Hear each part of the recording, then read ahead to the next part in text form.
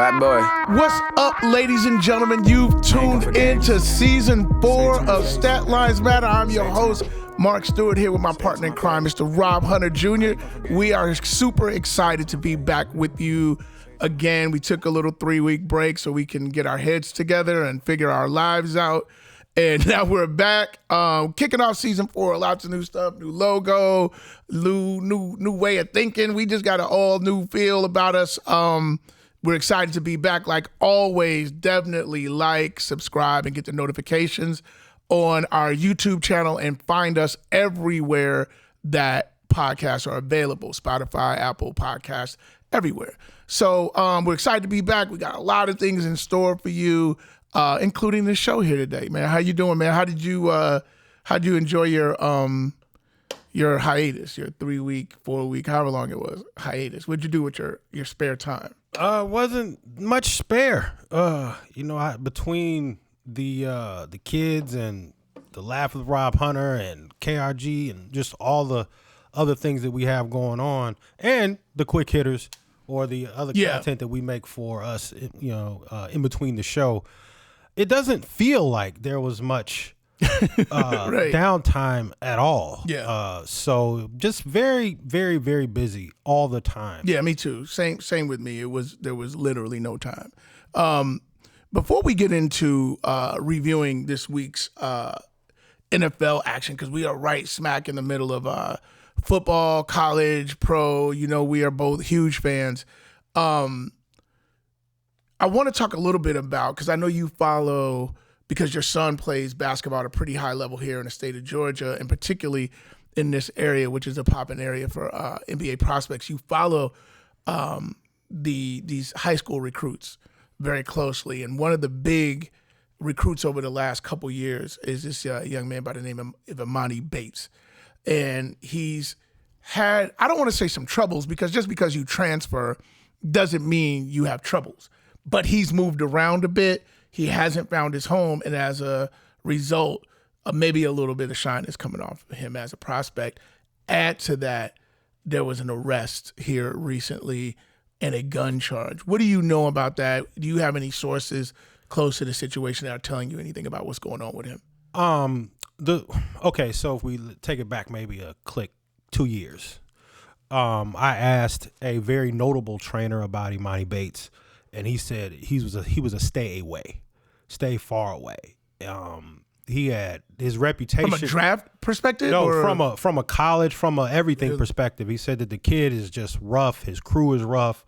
There was some reports of fights at the AAU tournaments with his crew and things of that nature. Now, all of this stuff is obviously secondhand information that I'm getting, but the trainer has not been wrong about any of the information that I've gotten from him has been, I would say some people that he's trained, but that will reveal who he is. Right. Just know that he's responsible for a lot of NBA guys turnaround. So anyway, yeah. He's in the know. Anyway, yeah. So when I heard about this, when he started having the trouble at Memphis, I don't want to say it was predictable, but it didn't surprise you. Yeah. And then the transfer, and then now I didn't think to Eastern Michigan. Yeah, and I didn't think that was a good choice. He's going back home. Ypsilanti, I guess that's how you pronounce it. He's going back. Yeah. He's going back to the crib. Yeah. And a lot of times, when these guys go back home, there's just the environment that wasn't so great. Now you're in it all the time, and then no one is telling you you're wrong. No one is telling you there's no one policing you. Everybody wants to be a part of your situation, a part of your come up, and they wanted to be that anyway. But now the proximity to get to you is nowhere. Well, I can tell you this: if the word is that he was driving someone else's car, and the gun that had been tampered with in terms of its ID or whatever. I don't know much about guns, but was found with him. So yeah, and the serial number had been scratched off. But again, you're back at the crib. Yeah, right? So I can tell you this: whether it's his car or not, they better figure out if they all want to ride with him to NBA money and all of that. They gonna have to keep him out of trouble, because he can't help the hood if he's dealing with legal issues. Well, on a side note, or to piggyback off of that, Mikey Williams has the same sort of brand on him right now. not necessarily fighting, but more just kind of a crew you don't want to deal with. Yeah, sometimes you gotta leave that crew behind a little bit. We're gonna keep a closer eye on this story as it evolves. But I can tell you, from my personal standpoint, I always want these young kids who either through size or talent, skill set, have the ability to change their lives. Because like the NBA money now is not. It's not like it was when I was a kid, where it's like, oh, you get to do good and get a Cadillac, come back to the hood.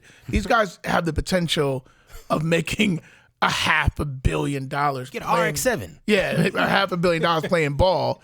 And, like, you don't want to play around with that. So, like, protect, if you watch the show, like, my motto is don't play with the money. And if you're in Monty Bates, the money has been played with up to this point, and now it's just like you just doing all this with the money. Don't do that with the money. You're at Eastern Michigan. Yeah. But he could be anywhere and get drafted because of his skill set. He had other offers too. Yeah. He could be anywhere he wants.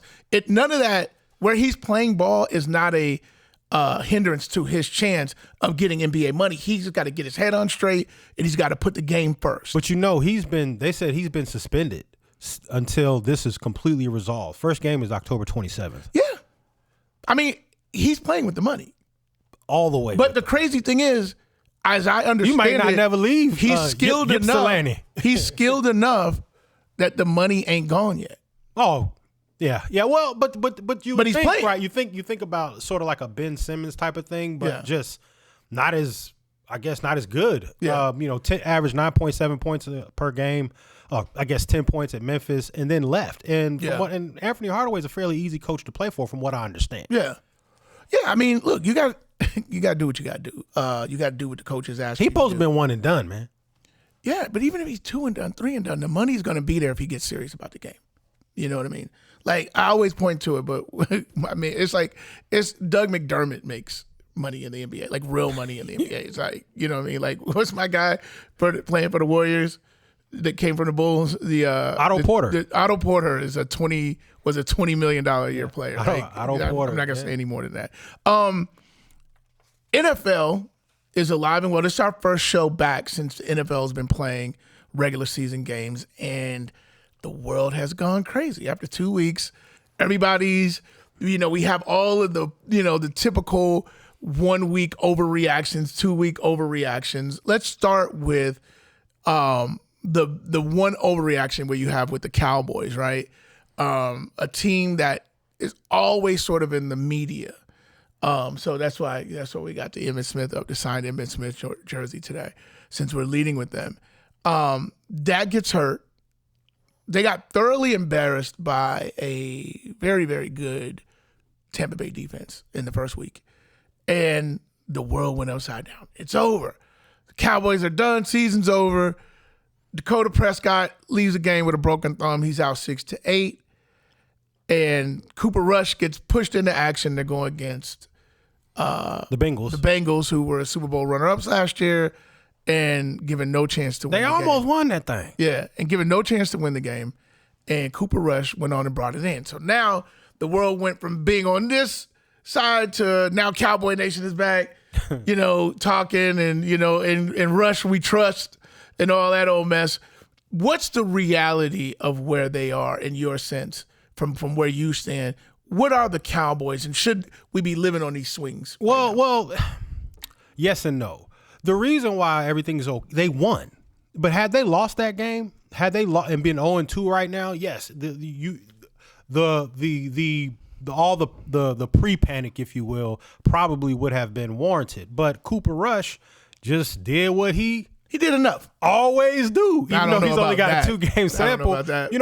He winning. He won again. Well, he did enough. And I think he didn't have the 300-yard passing game that he had, but I mean 2 starts, 2 game-winning drives. Yeah. I mean both games ended with the game-winning drive, 50-yard field goal. No, I don't think. Look, I looked at their schedule. Over the next 6 games, I saw 2 automatic not 2 automatic losses, but 2 tough games. I saw the Rams and the Eagles. Their next game is against the Giants. The almost 0-2 Rams? Because they're not playing. Almost. They're not playing very well either. But okay. The game against the Falcons was looked closer than it actually was. They were down like 30-7 or something, and they did some goofy stuff and came back. But you can't let goofy stuff happen to you. Well, but the first loss was against who? The Bills. Was that their first game? But they got the Bills gonna win the Super Bowl. I mean, but the Giants, that's not even close to a hot take. That's right. That's a cold take. Like that's ice cold. Like I actually agree with you. The Giants. Okay, so they got the Giants in Washington next week. So I think that it's winnable based on that's all I'm saying. They have winnable games, but I don't think you can put any of those in the W column. No, you can't. But what I'm saying is, if they beat the Bengals. And now you come back, and now you face Daniel Jones. They're barely 2-0, and you face Carson Wentz, who they were down big against Detroit at the half, came back, made it close, and they eventually ended up losing. I just think they're winnable games, especially with that defense. And if he could just do what he did last week, I believe he was 19 for 31, 235 yards, a touchdown, no picks. He needs to put two halves together. Just give Michael Parsons a chance to do his thing. Like, that sounds crazy, right? Like, that's all you got to do. It sounds crazy, like, where you're looking at your defense like offense. But to your point, their defense is getting after it. They got some guys that can get after the passer, including, obviously, Michael Parsons. But there's some other guys that are just like, Michael Parsons on pace for 34 sacks. Yeah, like he's got 4 sacks in 2 games. Listen, he's a monster. I think you're right. I would say this after watching the Eagles. You know, normally when you're trying to figure things out, how well you can bounce back depends on the division you're in, if anybody's going to run away with it. The Eagles look good. The Eagles are playing well on offense. Jalen Hurts seems to have improved his quarterback play. He's a threat in the way that Lamar Jackson is a threat, where he's a threat on the ground, and now he's sort of a good enough passer and has good enough weapons to really hurt you. So you can't just drop into coverage. You certainly can't turn your back and play man, because he'll just run all over you from the quarterback spot. So you got to play zone, got to keep everything in front, and he's still finding holes. And that was sort of the thing. When you zoned him up, he would get himself in trouble throwing into some coverages, and now he seemed to have worked through that. Yeah, you know, the thing with Jalen Hurts, I think, is he started off similarly last year. Yeah, not as good throwing the ball. But he started putting up big numbers, big rushing totals. Yeah. So the question is just, can he maintain this? He had 2 theoretically soft opponents coming out with, again, Detroit and now the Titans. The Titans defense, and then Philly's defense stood up really well. He played Vikings yesterday. Oh, the Vikings. Okay, yeah, right. The Vikings. So I think that but that wasn't a soft defense. But I think that not the Vikings. Yeah. But I think that if he can maintain it. Yeah, I mean, obviously, I don't think they're going to go 17-0. I'm not suggesting that. I'm just saying what you look for in a young quarterback. Who the Titans play? They play Buffalo. Buffalo. Oh, if that's what you want to call what they did. They showed up while Buffalo ran 11 against air. It looked like at times. Yeah. So okay, you're right. So they did play last night, but because we had the 2 Monday night games. How you feel about that? It's a lot for me. I like it. It's a lot. It's a lot for me because I was watching Succession. You know what I mean? Like, just give me one, man. You give me 2. Like, that's a lot. It's a lot for me. Man, stay focused, man. We got 17 weeks of football. And then you can watch Succession anytime you want. And Succession is on hiatus, so you're getting caught up. I watch All Day College. Saturday and all day Sunday. You know what I mean? Like, and now 2 games on Monday. That's a lot of gas in my tank. Yeah. I mean, we have a sports talk show. So, heaven forbid. Let's talk about switching gears here real quick to that I hope you watch. I used to be able to say, yeah, I know you watch, but did you happen to see I saw 2 of the Dolphins Ravens game? That was an unbelievable game. I would say we would be talking, and everybody in the sports world would be talking about Lamar Jackson's performance at that time. I think he was, I want to say something around like 13 and 19, 300 yards passing, 120 yards rushing, 4 touchdowns, 3 in the air, 1 on the ground. We'd be raving about that if it wasn't for the huge comeback by Tua, who looked like he was playing video game football, like with all of these weapons around him. Like, guys went crazy. 469 yards passing. 36 of 50, 469, 6 touchdowns, 2 picks. You know what I mean? It's starting to look It's starting to look real Alabama-ish out there. It's a lot of black skin with black cleats moving really fast in that rectangle. Yeah, no, listen, I said earlier he was one of my breakout players, and the reason that I gave is just the weapons. Yeah. The weapons and the system. They have a good offensive coach. Black calves and black cleats. But some of that speed was there before. Now with Tyreek Hill, boy. But Tyreek gives it a whole different vibe. They look like Alabama. And they have a whole different. Waddle was my man that got in trouble out there in L.A. Oakland. Ruggins or Riggs. Is it Riggs? No, Ruggs is out of the game. But that's what I'm saying. It's like Ruggs. Yeah, it's Ruggs, it's Waddle. Yeah, it's like Alabama. Like he just dropping back, and he like I text you day before yesterday. I said he likes to slang it. He likes to throw it vertically. Well, I think he's dispelling a lot of the the arm strength, and people were talking. That was a big thing in the preseason. Somebody put up a clip, and they had felt like he had underthrown Tyreek, which is not the. Listen, there's going to be a lot of guys that underthrow Tyreek. He's super fast. Cheater. And they have to get their timing together. And I think they have. Now, it's a long season, but I think Tua is starting to show a little bit of what you saw at Bama. And I like that offensive coach because eventually Mike McDaniel. Yeah, coming from he's a disciple of Shanahan. Mm-hmm. Both of them. Yeah, they're going to they're going to want to run the ball and then create these, wide open scenarios with the speed, and it's going to be tough to defend. Yeah, because even Gesicki, got a little loose. Like he's a good tight end. Yeah, he's a really good tight end. Yeah. I mean, hey man, look, Tua. I think Tua was feeling a little bit vindicated a little bit after that game. He's like, why are we outside? Yeah. Listen, and we're not gonna get out over our skis and overreact one way or the other. Like I'm not counting anybody out after 2 games, and I'm not crowning Tua yet. But I've always been a supporter of Tua, and I thought he was being unfairly criticized. And when you look at his record, and I don't have the numbers in front of me, but his record as a starter is much better than Herbert out in playing for the Chargers. 15-8. Yeah, 15-8 as a starter compared to 16-18 or something like that for Herbert. So, it depends on what you prioritize. Now, I'm not suggesting that Herbert's not the truth, because he is absolutely the truth. But winning is what you're out for. Well, winning is what you're here for. In your defense, what you were saying, you don't want to get too far out over your skis.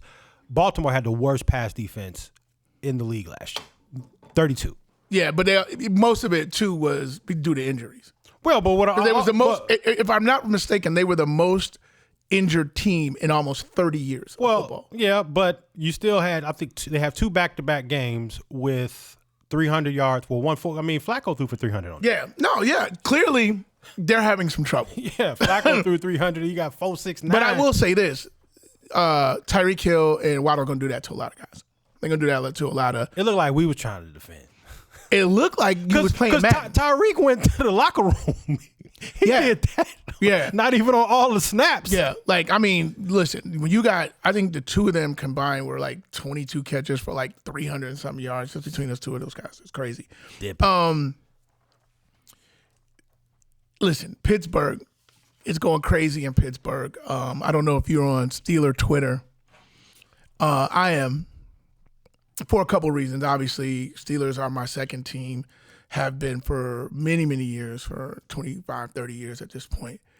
Steeler Nation is a little uncomfortable with the offense of, is it Matt Canada? Matt Canada, I think his name is. Canada Dry offense. It is. Well stated. And they're a little conflicted on the play of some people are not conflicted at all. The people who were in the stands chanting Kenny Pickett, they're very clear about what they want. I think there's some people who are rooting for Trubisky who are a little bit concerned as to whether or not he can utilize what might be one of the top weapons packages in the league when you got the young boy Pickens, who you're very familiar with. George Pickens from Georgia. Claypool, who I'm very familiar with, a Notre Dame guy, had a breakout year, and Deontay Johnson. Mm-hmm. And they have a big-time running back. Big time. They got weapons, and none of them are a threat when Trubisky is under center. Well, in Trubisky's defense, he's faced 2 tough pass defenses, and I think New England was number 2 in the league last year, number 2 or 3, and the Bengals were just outside of the top 10 in pass. That same Bengals team that let Cooper Rush eat? Cooper Rush didn't eat. He ate enough to win. He did not eat. 17-20. Anyway, yeah. I think that but I think this week is a little bit. The Browns pass defense was not that good, and wasn't that good this past weekend. So I think that this will be an opportunity for Pittsburgh to go 2-1. But Mitchell needs to play better. And I think, and look, I've been riding for TB10. You know what I mean? But I honestly, it's odd to me. I don't think you give a damn about Mitchell Trubisky. And if you do, I can't understand why. Because there's not much there that you can hang your hat on. Because, and somebody else, I saw somebody tweet this today, and it's something I've been saying for a while. When describing Mitch, because there's a lot of Mitch support, but then you ask him key questions. Well, what are in Mitch's traits do you like as a quarterback? Like, what do you like about him? What do you think he does better than people or better than expected? And the first thing out of everybody's mouth, they start talking about he's a good guy. Like, people describe him as a good guy. Like, he seems like a guy you want to root for. But they never talk about his traits. You never say, well, he got arm strength. Or you never say he's accurate with the football. Or you never say he gives you, he's got moxie, which is something that you hear a lot around a lot of quarterbacks. He don't have really anything that anybody can hang their hat on. And then the second thing you ask him is, like, what's the comp for Mitch Trubisky's best case scenario? Like, who is he if he max out that skill set that nobody knows he seems to have? Who is he? I think Mitchell, first off, I say he's 64% career. That's not the question. Completed. That's not the question. He's a winner. He's a winning quarterback in Chicago, the winningest quarterback y'all have had in a very long time. And I think that he's got an opportunity to continue that next week, go 2-1. I think he's getting those. You didn't answer any of the questions. He's getting some relief. I'm not big up on interrupting, but some relief. Can you answer the question? Defensive relief coming up this week. He's not facing Bill Belichick. But I'm sure once he loses the game, you'll go, oh, that is Myles Garrett on the other side. It's some players. No, because look, I started Deontay Johnson. I did too, because you told me to in your thing. That I posted in the wrong spot. So no one will ever see it. I saw it, and I played Deontay Johnson. I sent it to you, okay? But I was very disappointed, particularly in the last 2 drives where they went 3 and out. But he's got some little bit of relief coming up this weekend, so hopefully he'll be able. I think he's gonna bounce back. Could you answer my 2 questions? What were the 2 questions? See, you're just over here in your own world. No, you got to restate. I got 64% right here. You got to restate. He was a winner in Chicago. You're just pre-focused. You're just like every other Mitchell Trubisky fan. Nah, I told you what I like. Let me repeat the question. His comp is Steve Young. Steve Young? His comp is Steve Young, a mobile quarterback. Get the ball. I think he will function better in mid to intermediate passes. So nothing downfield. So the best. Wow, Steve Young. I think that's his top end. If he ever reached his ceiling, Let me ask you this: from college to pro, have you ever seen a day? Absolutely not. Where he played like Steve Young? Yeah, he had a couple good games. One game against Tampa Bay, particularly in his second season where he went to the Pro Bowl. As an alternate. Hey, you can't be no alternate if you ain't do no alternate good stuff. He was in 2018. I guess they didn't go to Hawaii. Wherever they went that year. 2018. Pro Bowl quarterback. But he played. Was there a game that stuck out? He's had one good game against Tampa Bay. He had 5 touchdown passes. And I think he might have had 6. I didn't even know that. Yeah. Yeah, I didn't even know he scored 5 or 6 touchdowns. I even had that one in the post. I didn't know that. No, seriously. I'm gonna Steve Young, you want to die on that hill? Or you want to I'm not going to die on no Mitchell Hill. I think he's going to play better this week. Steve Young, you want to change that? Because we're rolling it. No, I think that you asked me what his I'm peak telling is. you right now, I'm going to cut that and put that out. Go, hey, cut it. I'm going to cut that and put it out. You asked me what his ceiling could be. The comp for Mitchell Trubisky is Steve Young, a Hall of Fame quarterback. His top end is Steven Young. Well, I'm going to say my top end is I'm Peyton Manning. We just going to pull it out? I'm saying as a guy with some mobility, mid to intermediate passes. Everybody with mobility ain't Steve Young. No, clearly. You know what the connection between Steve Young and Mitch Trubisky is white. That's it. They both white. Hey, look. All right. This weekend is where it's at. Okay. Right. Well, they play Thursday, so you won't even have to wait. Oh, man, not Thursday. Yeah, they play Thursday. You're not even going to have to wait to see wacky that. stuff happens on Thursday, man. Well, We be having them games that be 13-10. You know what might be get wacky? rid of that Thursday game. You know what might be wacky is him playing well. That's wacky. Anyways. Hey, where they play? Are they playing I'm not sure. Cleveland or Pittsburgh? I mean, it feels like the same place. That's so funny. Me and Tab were saying that. Really? That there might not be a big difference between Pittsburgh and one last thing before we get out. Kyler Murray, after that great comeback, and it was a great comeback against the Raiders. If you watch that game, it was one of the late games that was on. That comes on that probably most of the country didn't super watch. Late because it was overtime too. Yeah, and it went to overtime. But he was able to just on some like playground type stuff, just get his team back in the game and then win the game and give the defense a chance to win it in overtime. But after the game in the celebration, for reasons that I don't understand, he goes into, in Vegas they have those sort of low boxes that sit right on the field. He's out there with, sort of identified a couple of Arizona fans that were mixed in. And then somebody from the Raiders, like if you know the Raiders, you probably can't run into the end zone and punch them or kind of graze them. I don't really think it was a lot of bad intentions behind the punch, but now they're investigating the fan. Did you have any thoughts on that? Well, that was my first. Why are you over there?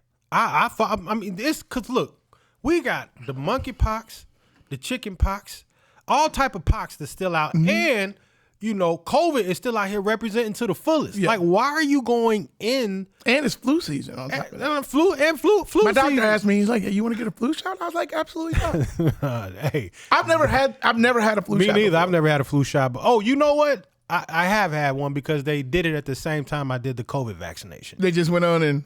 Yeah, they did. They did both of them. Did you agree? You might have a lawsuit. Well, I think I did. Did you sign off on that? I don't know. Your wife probably signed off. 'Cause your wife been trying to get you to get a flu shot for years. No, she was with me. Like we went together and we did it. And yes, your wife is pro flu shot. Oh, she pro because her mom worked for the dadgum. She's a nurse, and so they be all in their little medicalness. And I'm like, y'all do. Hey, that's the problem. That is the problem. Y'all got too much information up here. Some of that stuff is placebo, and some of it you gotta go. I'm going on God. Yeah. How about that? Is that in your book? Yeah. Is that in your nursing book? Is God in there? Hey, I'm gonna tell you, man. Before COVID, I wasn't really. I never even heard the word social or the phrase social distancing. Now I'm all about it. You can avoid a ton of stuff by staying away from people. I go to restaurants early. I keep my space. I had somebody today, and I guess we were in a medical facility, but I felt some type of way. I shook his hand, and he immediately went to the hand sanitizer and was and we're done. But I was like, at first I was like a little offended because I had just washed my hands. But now But now, that his hand was probably clean when you shook exactly. And I was like, okay, we just send them times. But okay. So getting back to the Kyler Murray goes in, faces pox, all the pox, and all the Maricon and all that. The Marion, all of that. The little biz, the Raspy. I mean, but the Raiders fans have the absolute craziest fans on the planet outside of the people that be burning stuff up in them soccer stadiums. Yeah. But I believe that the Raiders would burn up stuff in the stands if we didn't have the law enforcement that we do have. Sure. But if they had a game in South America, I think Raider fans would tear it up.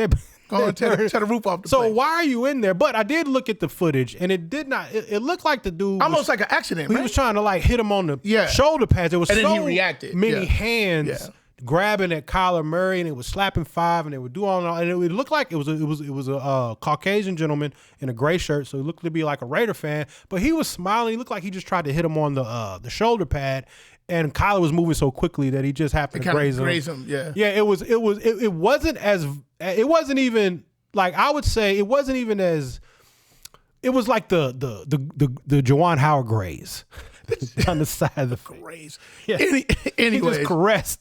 But Kyler reacted. I think he was excited and hyped. Yeah, and I think he was unsure, but I think they're going to investigate for like 5 minutes, and then they're going to find out. I think because if you look at the Raider fans, there was nobody even over. They were happy to. They were like, I think they were happy an athlete had gotten close because especially him though. Yeah, you know what I mean. They were like, hey, he's right here with us. Then turn on, hey man, the tip of the cap. Yeah, exactly. Nah, and it was a good game. It was a lot of fun games to watch. As a fan, as an NFL fan, we got treated to a lot of good games. Performance you like better, Kyler's or Tua's?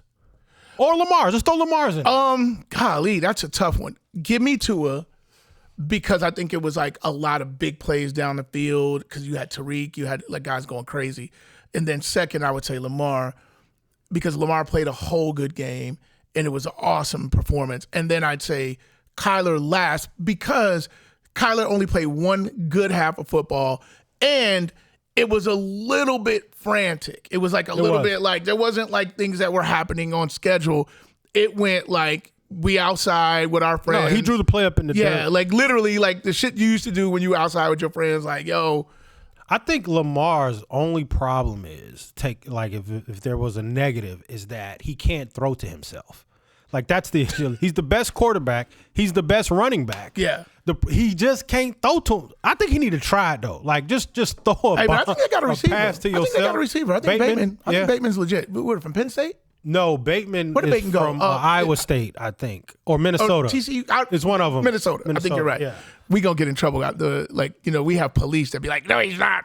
I'm like, pretty sure it's Minnesota at this point. I'm almost certain. Bateman's straight. Yeah. Bateman's straight. And I'm thinking of Rashawn with the Dotson, Jahan Dotson. He's from Penn State. Yeah. But I think with the Bateman thing, what the problem was Minnesota is like unapologetically we run like Wisconsin, and they got Muhammad Ibrahim and a couple other guys there that are really, really good. But yeah, Bateman is a good receiver. But I think, yes, if Lamar could throw it to himself, they would have won. Yeah, if they can put Bateman on one side and a Lamar clone on the other side and got Mark Andrews. Or just try to like how you used to be in the yard throwing to yourself. Now, I can assure you that will not work. That will not work. Well, listen, this is a good place to break. It's an exciting time. We're going to get a lot of football. I'm pretty sure by this point you're going to see this in the promo, but we're going to be doing a fantasy football live show on YouTube every Wednesday night in and around 9 o'clock. I would say 9 o'clock on the nose, but we are Black-owned, operated company, so there might be some variance in the time beginning. Might be 9:15, 9:10, but it'll be around the 9 o'clock hour in the Eastern time zone. It'll feature Rob Hunter, who's a fantasy, I'm going to say it, I know you wouldn't say this, but a fantasy genius in your own right. And we're bringing in another fantasy expert from Chicagoland area, Anthony Lukasic, who's an expert at what he does. Anthony's more season long and you're more daily. That's a great name. Anthony Lukasic? Yeah. Chicago. It's Chicagoan. Yeah. So we're going to get you guys out there. You're going to help our fans win their daily games and their weekly games. And I'm going to sit between y'all and see if I can get some tips because I lost all 3 of my games this week. Oh. Yeah. Yeah. So I need some tips. Can you help me? Yes. Okay, cool. Yes. But you're in one of my leagues, so no, you're not going to help me. I asked you, who should I get? Yeah, but I said I really wasn't helping you. So I gave you some bullshit. I was like, yeah, go ahead and take Baker. Take RB4. The bounce back player of your number one. I do want to, I got to speak on Baker. It's not looking great right now. It's not looking great. We're in both games. Had a chance to win the first game. Should have won. Actually, put his team up with a minute to go. He should have had that one. He should be a legitimate 1-1. But in fairness to our ongoing debate, he has not lit up the world. He has not been trash, but he has not lit up the world either. Kind of like in a lot of ways, like the Mitch Trubisky, pedestrian. Yeah. Could be better, needs to play better if what I said about him being the breakout player is to come. And me with the Trubisky weapons. Yeah. You play tough defense, but you still got guys that can break. And that's the biggest, I think that's the biggest difference is Pittsburgh has a top 5 weapon. Oh my gosh. In my opinion. So listen, we'll leave it there. Hit the YouTube, subscribe, and most importantly, get the notifications so you know when we're going live for the Wednesday show. It's called Fantasy Football Weekly with SLM every Wednesday night. 9 o'clock, and then Get the Fan Base app. We're doing a live conversation with our fans in the Fan Base rooms, in their audio rooms, Friday mornings at 9:30 a.m. You don't want to miss that. You'll be able to see Rob, hear me, and interact with us in ways that you cannot through this way. So until then, till the Wednesday show, till the Friday show, I'm Mark Stewart. This is Rob Hunter, and this is Stat Lines Matter. Peace. Season 4. I ain't come for games. Say it to my face. Say it to my face. I ain't come for games. Say it to my face. Say it to my face.